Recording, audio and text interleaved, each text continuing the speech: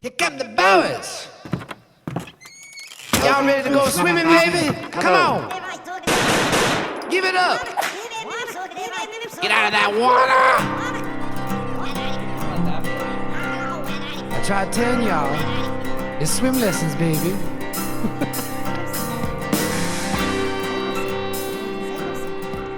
Tony, What's up, dude? thanks for having me in here, man. I love this place. Thanks for coming, man. I'm Yeah. glad I could show you when we got a little something going on. Yeah, this Or is have you. awesome. And this is going to come out obviously post Halloween, but Yeah, you for guys sure. got a lot going on here for Halloween. Almost too much. We had a little party in here last night, a little birthday party. We do all sorts of like birthdays, wedding rehearsals. This is like the wedding rehearsal spot. Everybody does Okay. their pre-party in here.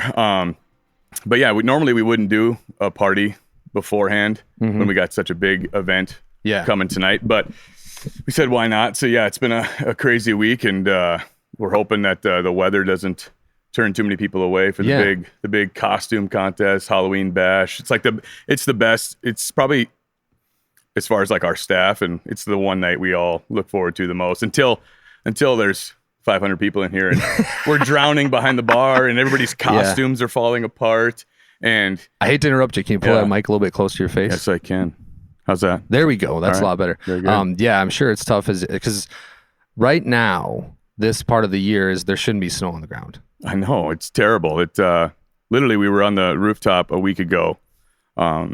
Which is And a it great was- addition to the city of Minot. by the way. Appreciate that. And I Appreciate would that. be safe to say I think that's the nicest rooftop in the state of North Dakota, rooftop bar. You know, I don't want to sound arrogant or anything like that, but I'd agree with you. I mean, if you take this facility, you know, we have this event space down here now, the bar itself, and then the rooftop.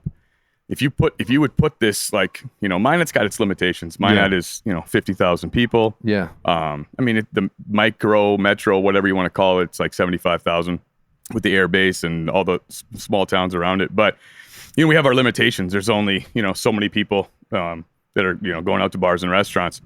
But yeah, if you would take this building, I mean, even the pizza side of it, but, and you put it in downtown Fargo or downtown Grand Forks or Yeah. Bismarck, it would be even crazier. But bigger yeah, I hit. agree. I think it's with the rooftop for sure. We're right up there. I don't want to say it's the best spot, but it's definitely, I'll say top 5. Well, a few people that will listen to this know you and know kind of your family and what you and your brother have created here. But the place that you've created, your dad bought it, right? Yeah. So the quick story of Was it always sports on tap? Yeah. It was? So Okay. I mean, I'm just as much a part of the Planet Pizza as I am Sports on Tap. The quick story is that my dad worked for the grocery. My dad he doesn't get enough credit. He's we call him the OG. Blue collar. Yeah, blue collar, just a regular dude. But I would not have done. Like I get a lot of credit for the rooftop, and I get a lot Yeah. of credit for our success or whatever you want to say over the last couple years. Yeah. But he's the one that got everything rolling. And I think he was like 45 when he started Planet Pizza in 1996. And so he worked at the grocery stores, and he ended up being the area supervisor of all the Sun Marts, 3 Sun Marts in town. And then he got let go. And then he was kind of bumming around trying to figure out what his next move was. He was refereeing basketball, umpiring baseball, just trying to do anything he could to make ends meet. He had 3 kids, 2 of which were, my sister was, I think, a 7th or 8th grader at Bishop Ryan. And I was, the plan was for all of us to go there. So there's pressure. And then he gets a couple buddies together and they decide to open up Planet Pizza. And that's kind of what got the ball rolling way back in 1996. And then they moved to this spot. This was the old Sweetheart Bakery. Mm-hmm. And got another group of investors, bought the building. And then the bar side was empty for like 3 or 4 years. Okay. And then another group of guys put the bar into that side. And I was like 19 when that opened up. And then basically my whole adult life has been, Here. here basically. It's just my brother, my dad, and I. We've purchased all the original stockholders, investors, and now it's just it was always kind of a family business because we were my dad's brothers were involved. There was my aunt was involved, my mom's brother, my uncle was involved. So, but it was always kind of a family business, but it wasn't at the same time. We still had to have meetings with shareholders and stuff like that. But excuse me. Yeah, now for the last about 5 years, it's just been my brother, my dad, and I, and yeah, it's fun, and it's a great place. It's a good place, and it's a lot of work and everything like that. But like my dad, I have to say, he's been retired for like 10 years.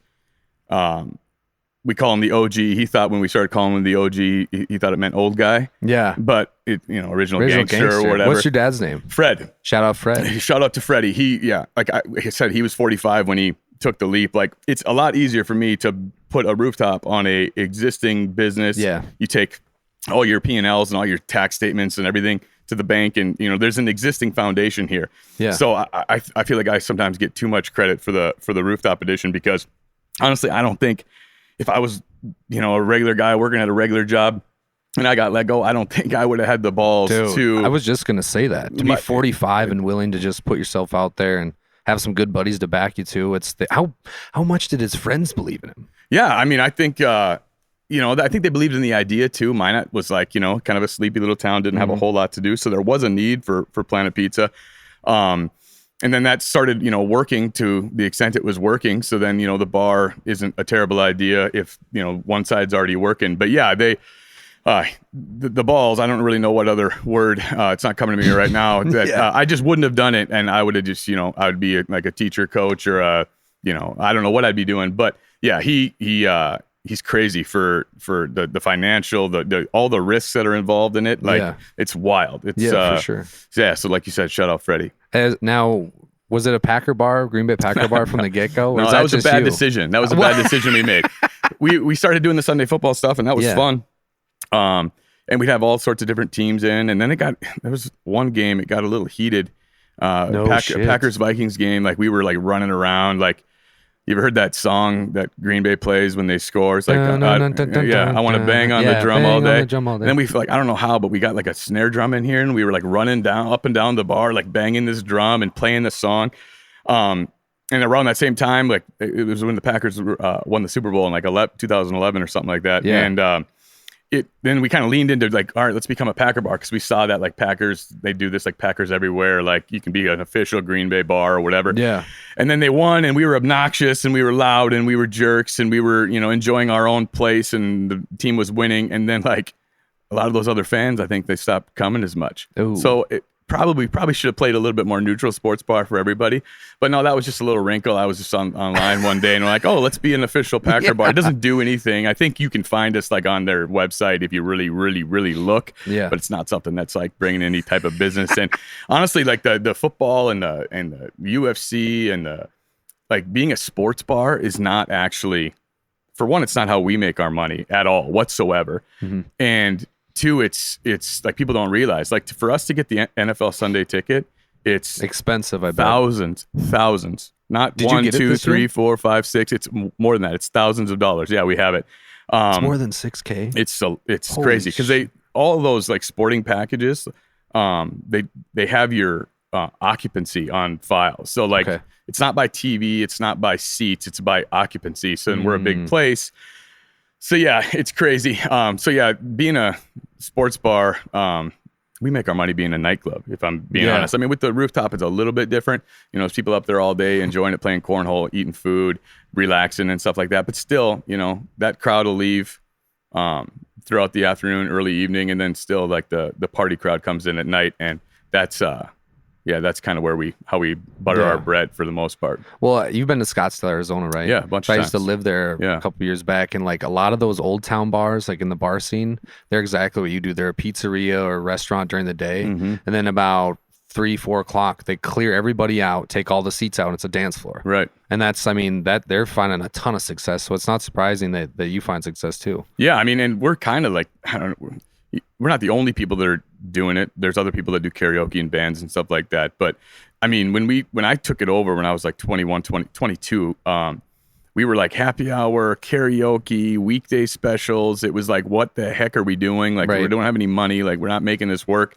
And yeah, it's very difficult to, I mean, you see other bars in town, I'm not going to name them, but they're very much like happy hour bars, after work bars. There's no dance floor. There's no stuff like that. And then you see them like moving out pool tables and like trying to bring in local bands and stuff like that, because it's very difficult to make money off of, after work beers, or like to make any type of, like, not just to make money, to pay your bills, from, property tax to the sales tax and all that type of stuff.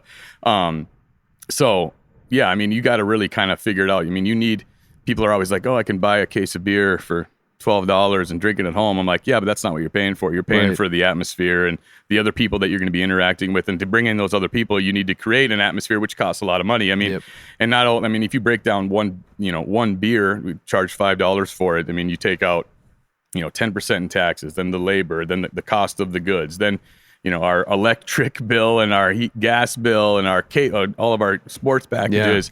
You're probably making, 50 cents, or on a good day, 50 cents on a beer. You got to sell a lot of, basically what I'm trying to say is you got to sell a lot of drinks, and it's difficult to do if you're just kind of alcoholics in here. Yeah, kind of. There's definitely pros and cons of running a bar. That's for sure. Dude, but I mean, every time, like you said, to have a live DJ in here, specifically North Dakota bar, it's a big deal. But one thing I want to tell you that has been like ever since I was a little kid, when you come to state Class B basketball Minot at the Dome, one of the things you think of as a kid and growing up is, oh, we got to go to Planet Pizza. Yeah, dude. Sure. Or you know what I mean? Yeah, like we got to sure. go play laser tag. So that's got to be a good feeling as an owner to know like you're tagged along these big sporting events in like families' minds. You're the tag along. It's not just Class B. We got to go to Planet Pizza, and hey, we can sneak over to Sports on Tap, have a few cocktails, watch the kids play, yada yada yada. Yeah. So that's another thing that like. So not only you're representing Minot, the Magic City. Reason's the reason, but you're also, dude, you're right up there when events come to town to stop by. Yeah, we that's on the Planet side of it. It's big groups, it's birthday parties, and then like we do all sorts of sporting teams from all around the area, not just the Minot teams, even the college, bringing in their groups. But yeah, it's the best when tournaments are in town. Hockey tournaments are huge. Little kid hockey tournaments. I swear there's one, it doesn't matter what month of the year it is, there's a little kid hockey tournament going on in Minot. Minot's kind of turned itself into a low-key hockey town, in my opinion. But from we love it when whether it's girls or boys, when the bees in town. Oh, dude, it's gotta be killer it's a great weekend, and that's such a my birthday's in March, so I love March. What day? Anyway, 19th. Damn, I'm the 12th, dude. Nice. Very cool. Yeah. March is a great month. Yes, it is. March Madness. NCAA, yeah, dude, yes. It's the best. You get the tournaments are right around the corner, and spring is kind of in the air a little bit. I mean, sometimes it can be like it is out right now, and just like there's no end in sight. But when you get to mid-March, like it's like, even if you get snow, you kind of know in the back of your head, like it's almost over. Right. Like it's not January. Right now, we're like, it's just the beginning. It's just the beginning. This sucks, man. But gonna take it to Arizona, I don't know. No doubt. My dad's going down there, I think in a week or two, my mom and dad both for a couple of weeks, because, they're... You gonna go down at all? I don't know. I got a little kid coming. I'm having another kid here in December. That's awesome. 10th or 12th is our due date. Okay. So yeah, I don't think I'm gonna be making it. I was actually just down there. I should have said that at the beginning. I went to the Foo Fighters concert down there. My buddy met me down there. So yeah, that was super fun. What event center was that at? That was at the Auction? No, it was at the Footprint Center? What's the Auction? Auction's like the outside one. It's got like kind of a hill on it. It's like an amphitheater style. Yeah, but they call that Talking Stick Resort now. Oh, okay. And that caused so much confusion. We stayed at Talking Stick because the concert was at Talking Stick Resort. And I mean, I've been to Talking Stick before. I've stayed there. I should have done a little bit more research.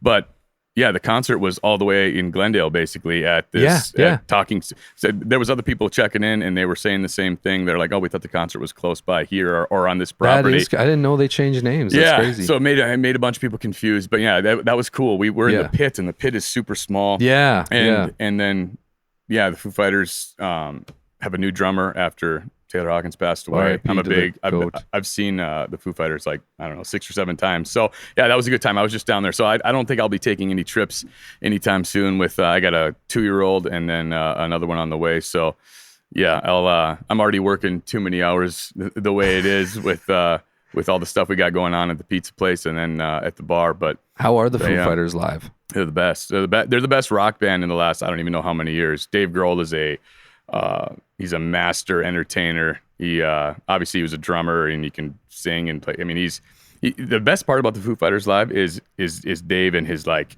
stage presence. He's funny. He's 54 years old, and he, like me and Brandon, my buddy, we were standing there. Like, we got there early. We watched the opener. We were like, dude, we are upper 30s, early 40s. We're so tired. And he's up there just losing his mind for 3 hours, basically. So, yeah, I would highly, highly recommend, if you ever have the chance to see the Foo Fighters, check them out. Well, there's awesome. Talk, because I work the Sturgis Motorcycle Rally, and at the Buffalo Chip, it's a ways out of Sturgis. Yeah. They're talking that's going to be our headliner next year. Dude, I would go. If they do, come down. Yeah, absolutely. What do you do there? I'm just like I manage the middle amphitheater bar. It's called Top Shelf VIP Bar. How long have you done that for? 3 years now. Yeah, going on my 4th. So you just kind of all over the place. I know. I got to figure it out. That's what we're trying to do. That's awesome. A little bit of everything. No, that's awesome. For sure. No, we're kind of in the same, same realm of industry. Yeah. Oh yeah, 100%. Sure. But another thing that when I first met you was amateur basketball tournaments. And that's one thing that, I think is pretty cool, is not only you own the bar, but you get to be the lead sponsorship. So Sports on Tap, I'm like, oh shit, Tony's in this tournament. Yeah. And I mean, that's got to be pretty cool, because you get guys from Minot State University to play with you, and they're nice players. Like last year in Ray, you had a really nice team. We should have won it. Just ran into we blew it in the first game. Who did you lose to? Was it Williston State? Yeah, it was a bunch of Williston State guys. Yeah, that's the reason. So I'm probably still on the team now because I pay for the sponsorship and the jerseys. No, I can still kind of sort of hold my own. I play like crap every time in Ray. I don't know what it is about Ray.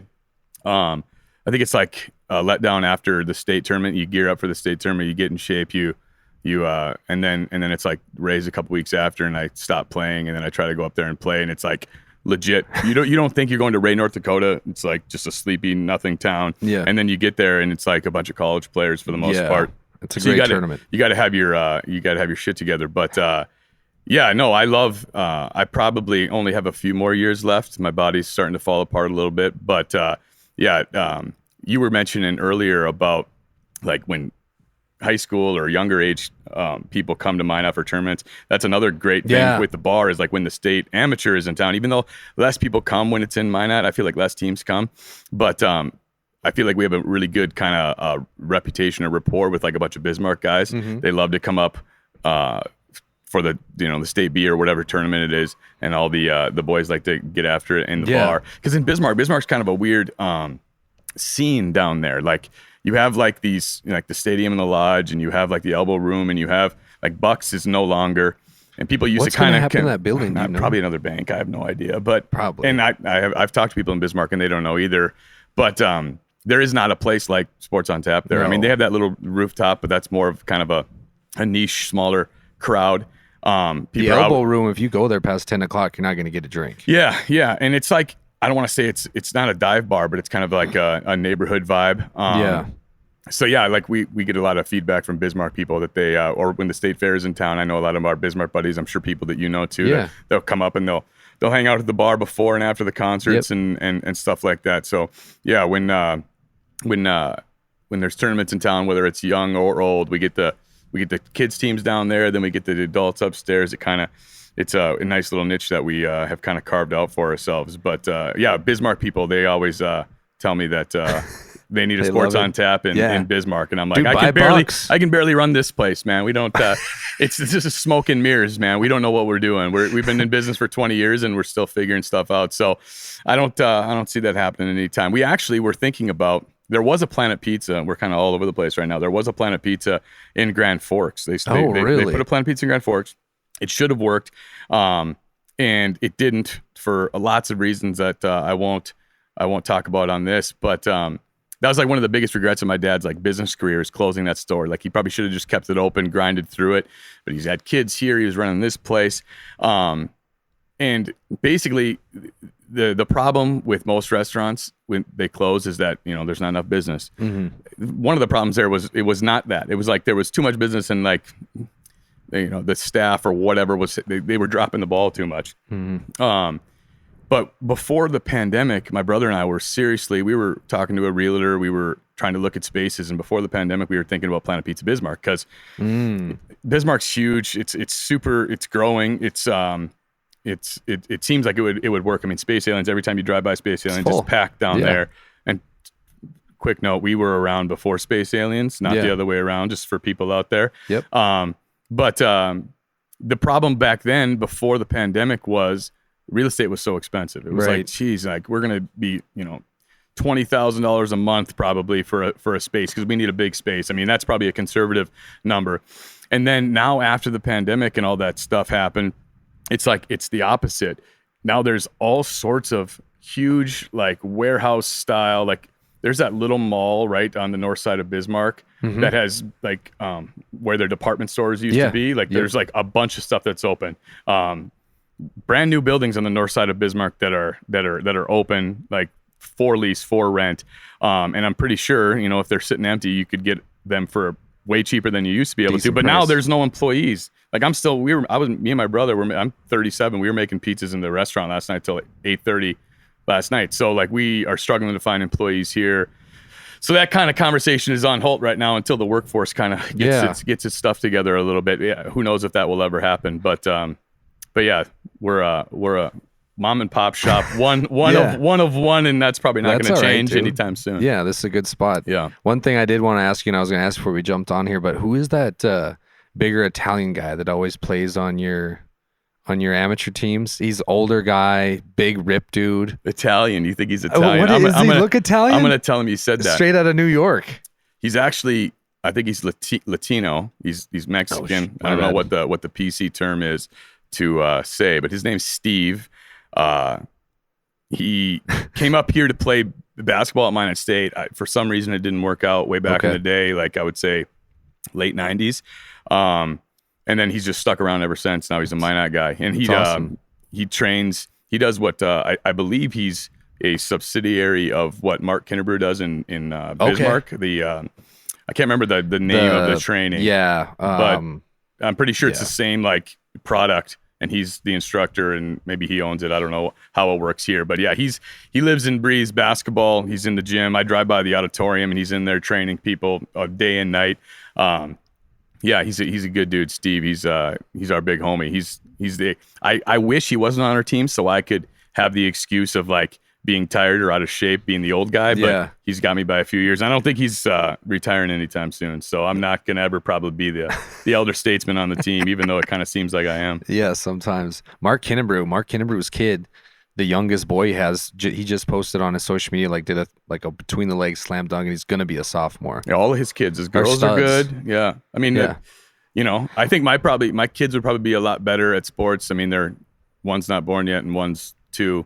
If their dad wasn't making pizzas all day and instead I had like a basketball training ground. I mean, if you're not good, and not to take anything away from anybody that's doing that, but like you should probably be okay if you're living in a gym instead of coming here. My kid comes here and goes behind the redemption counter and just grabs suckers and Tootsie Rolls for himself. Grabs a piece of pizza. And then he comes into the kitchen and I give him a pepperoni. So yeah, we're going to have to kind of tighten that up as he gets older probably. But yeah, though, I don't think we were talking about this the other day. Like back in the day, I went from basketball to baseball to football. Yep. Didn't do a lot of camps, didn't do a lot of anything else because it was just literally like you just went from one sport to another. Yep. These kids now, man, and their skills training, 1 or 2, you know, like I know I've been watching Minot High 1.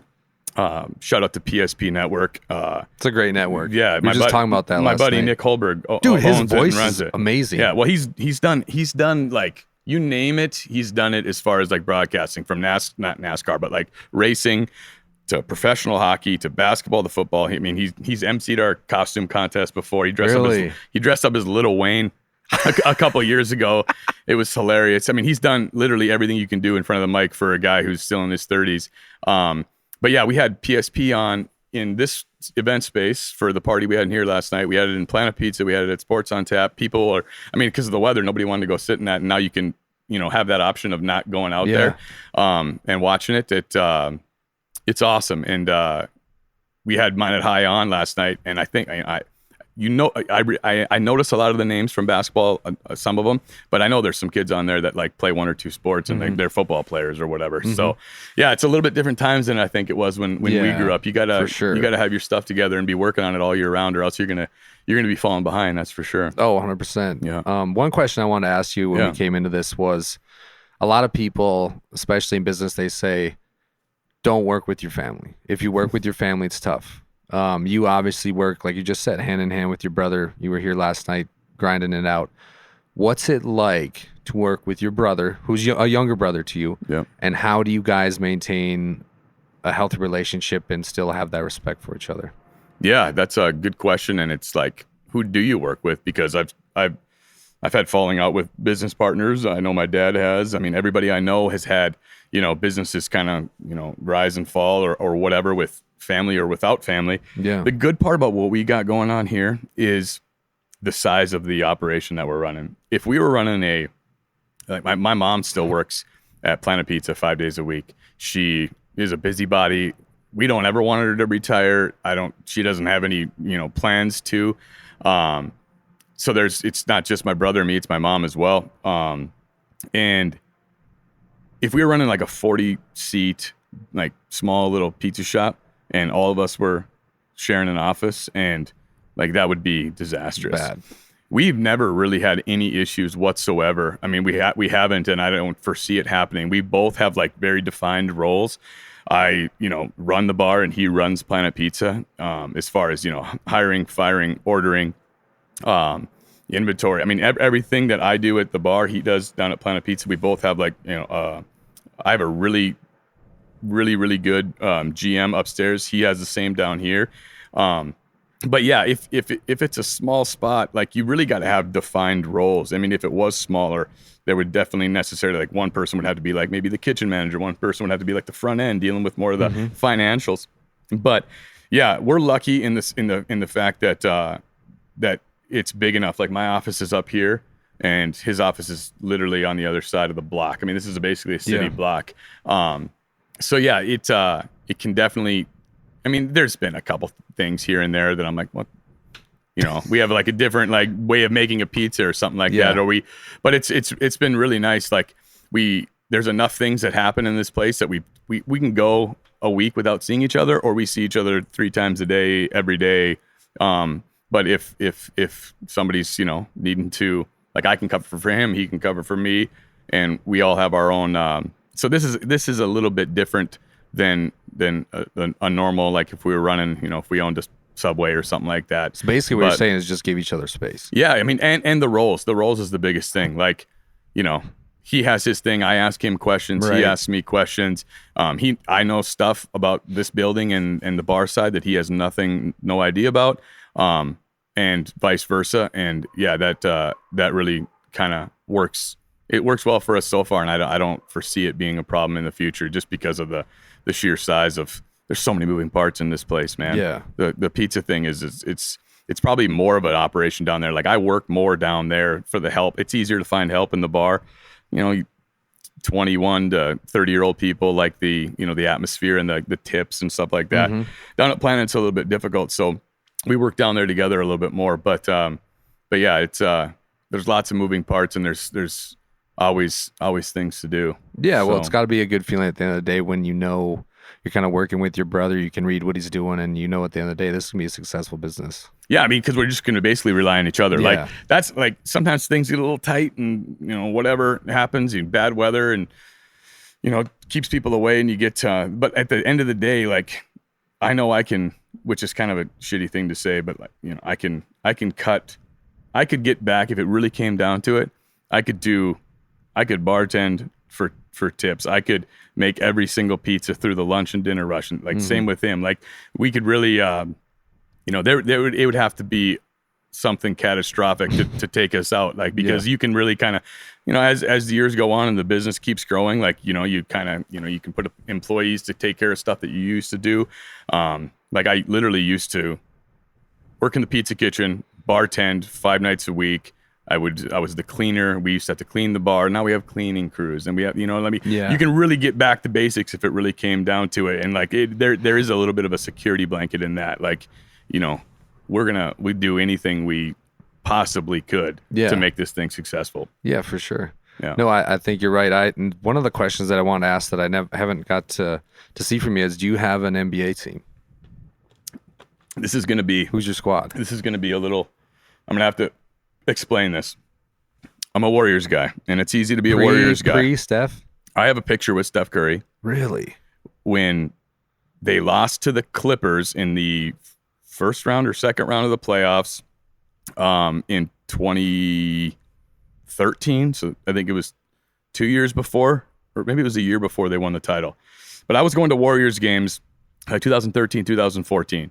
I fell in love with the Warriors, like Mark Jackson, like before they were champions. And I have evidence on my social media, in my family.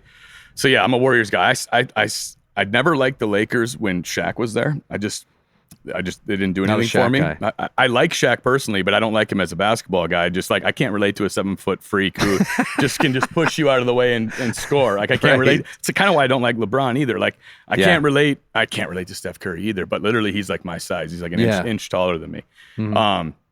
And I was a shooter, and like that's what I like. So I liked the Lakers for a couple of years when it was like Kobe and Smush Parker and Sasha Vujacic. Parker, dude. Sasha was the GOAT. Yeah, like I liked that when like Kobe was just doing everything he could, and they were not very good. And then they won with Pau when Pau got there and stuff like that. But I mean, as a kid, I liked the Bulls, like every 10-year-old kid did in 1996 or whatever.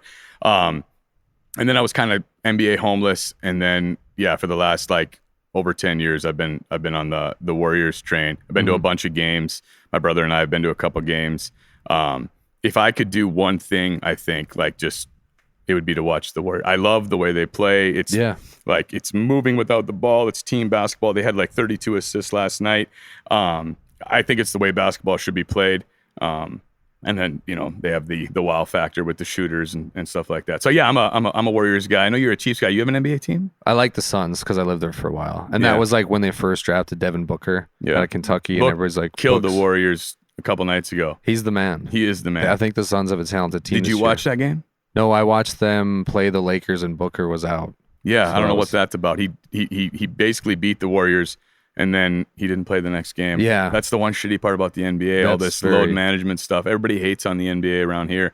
I love it. I'm an NBA junkie. I love the NBA. Yeah. I love basketball. So I love basketball. I love the NBA. I love college basketball. I don't like college as much as I used to. Like, you used to be able to, like, watch guys for 4 years. Yeah. And now it's a new team every year. Yeah. So I don't really watch college as much as I used to. But, yeah, the NBA gets a bad rap around these parts. But no, I'm a junkie, that's for sure. Yeah. I watch my wife she was upset that the NBA was back on, even though she's like gotten to be a fan. She's like, this guy, what's this guy? This Dario Saric, he's new on the Warriors. He's like, this 20, he can't play. Like, what's he doing out there?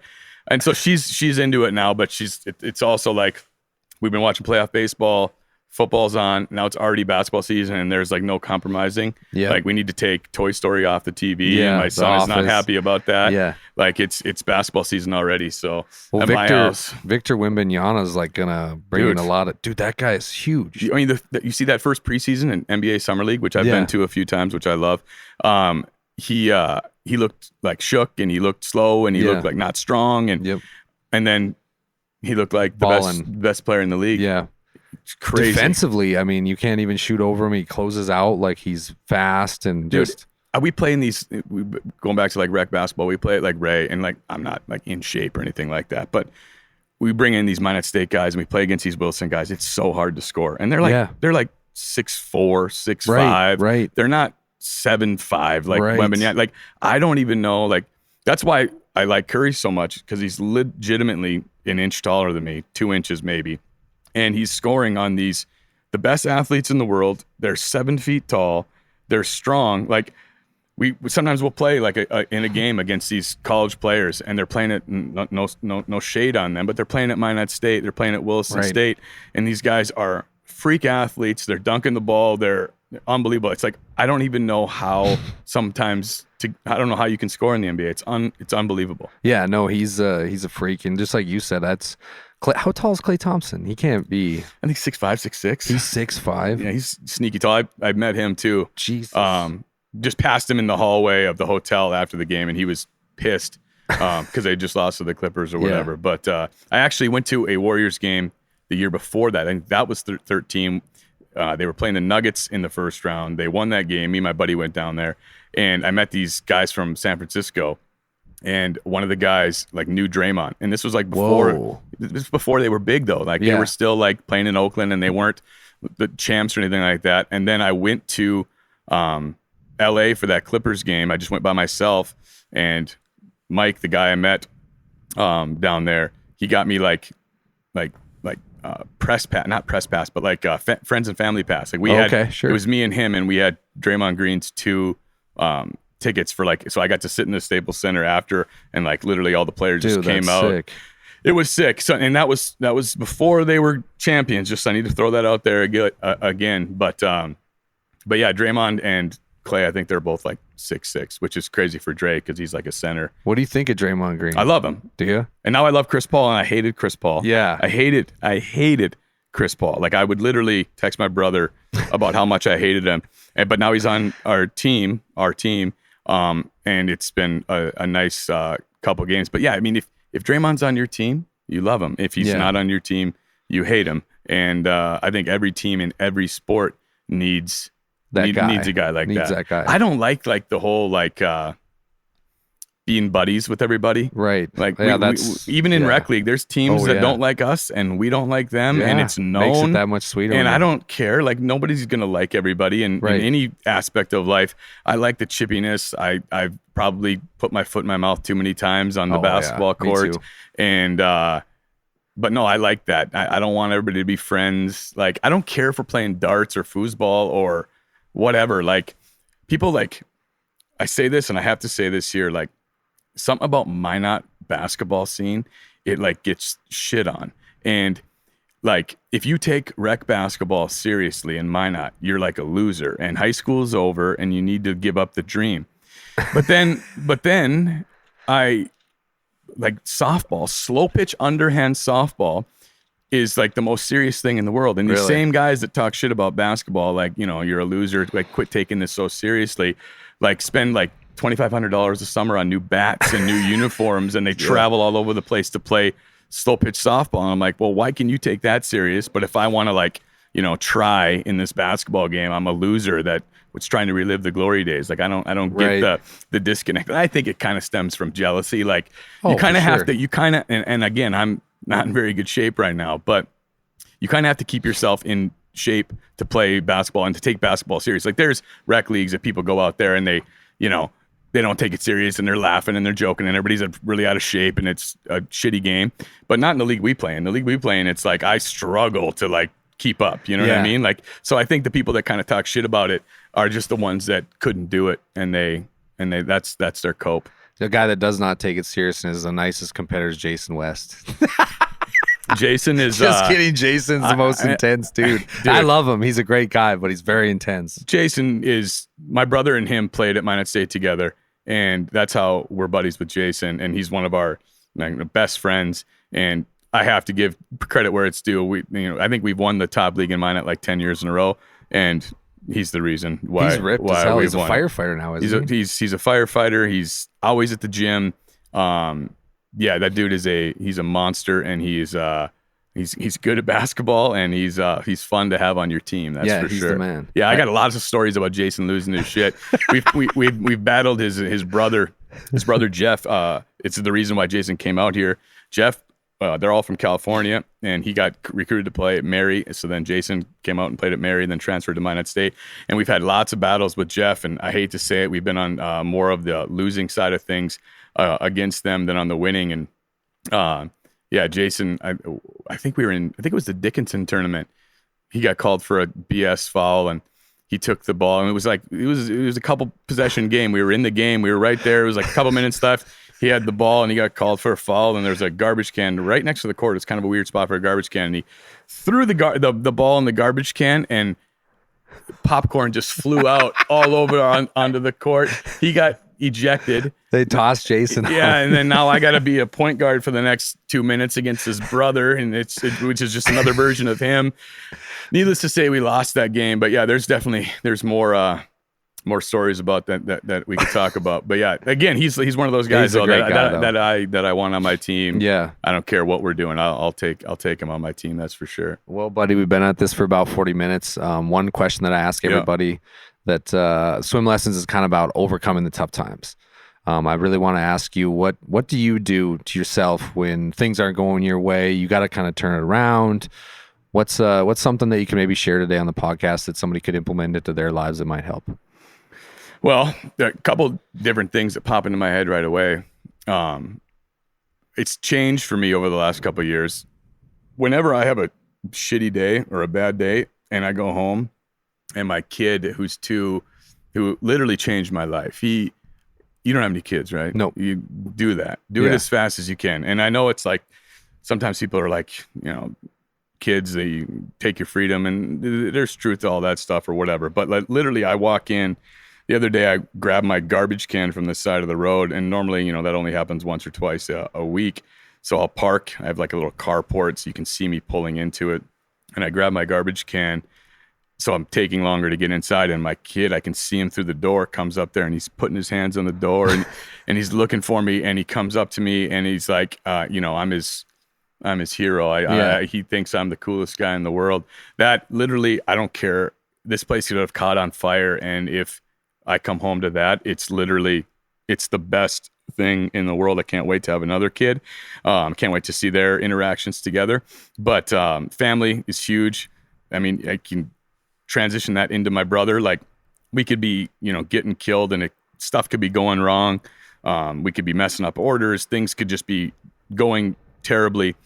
But, we're working side by side, and we'll make a joke, or we'll, we'll keep it light and fun. So family, number one, but then other stuff, like having like things that you can kind of escape to.